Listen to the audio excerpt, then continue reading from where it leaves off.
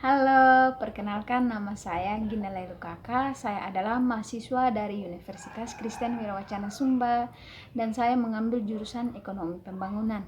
Nah, untuk video kali ini saya akan membahas tentang cara menyusun bab 2 dari skripsi, yaitu dari tinjauan pustaka. Nah, yang termasuk dalam tinjauan pustaka ini yaitu yang pertama dari dasar teori, yang kedua itu studi literatur, yang ketiga dari kajian pustaka.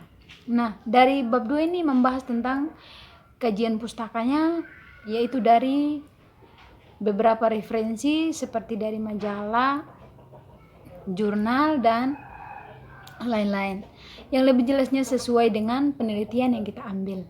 Nah, ada beberapa hal yang perlu diperhatikan dalam menyusun tinjauan pustaka, yaitu yang pertama itu dari pokok bahasan.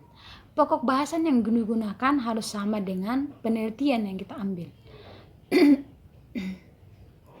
namun harus lebih disempurnakan lagi. Misalkan contoh pokok bahasanya yaitu dari kita menulis tentang krisis ekonomi. Nah, dari sebuah pokok bahasan akan dibahas lagi dari 2.11 dan yang kedua 2.22.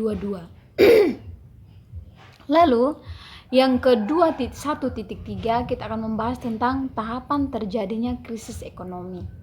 Nah, selanjutnya kita akan membahas tentang unsur-unsur krisis ekonomi. Nah, poin yang kedua dari subbab 2 disusun dari umum ke khusus. Kita harus fokus pada penelitian yang kita ambil. Yang ketiga, subbab 3, poin yang ketiga dapat terdiri dari beberapa referensi penunjang. Misalkan dalam satu paragraf harus lebih dari satu referensi, harus lebih dari beberapa penelitian orang lain. Nah, yang paling penting adalah referensinya harus tetap update atau harus tetap ada, harus tetap dilihat terus. Nah, poin yang keempat, kita harus mengubah kalimat dari referensi dengan bahasa kita sendiri. Misalkan dari jurnal yang kita ambil atau dari buku yang kita ambil, misalnya bahasa aslinya adalah tidak harus sesuai dengan yang kita susun. Misalkan dari bahasa aslinya kita harus membuat referensi dari bahasa kita sendiri. Nah, dari pokok bahasan tempat lain kita akan membahas referensi bahasa kita sendiri.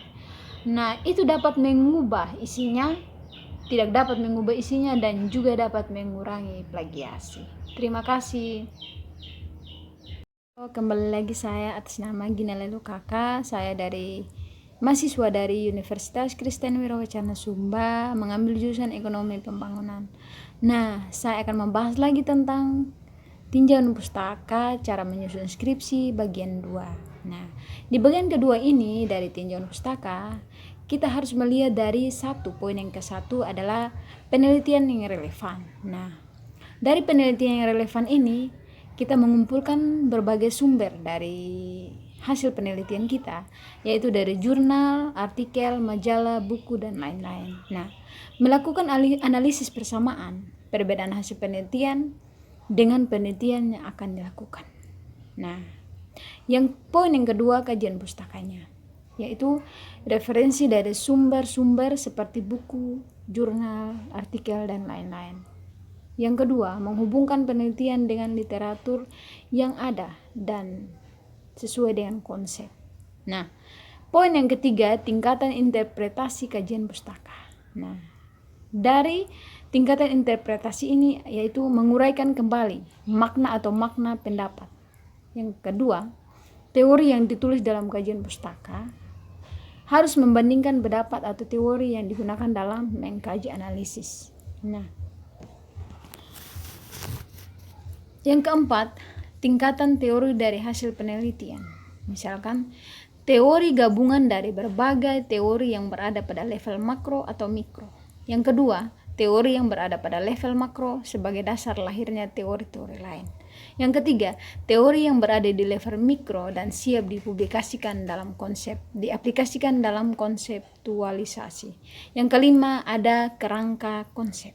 Nah, di dalam kerangka konsep ini ada narasi.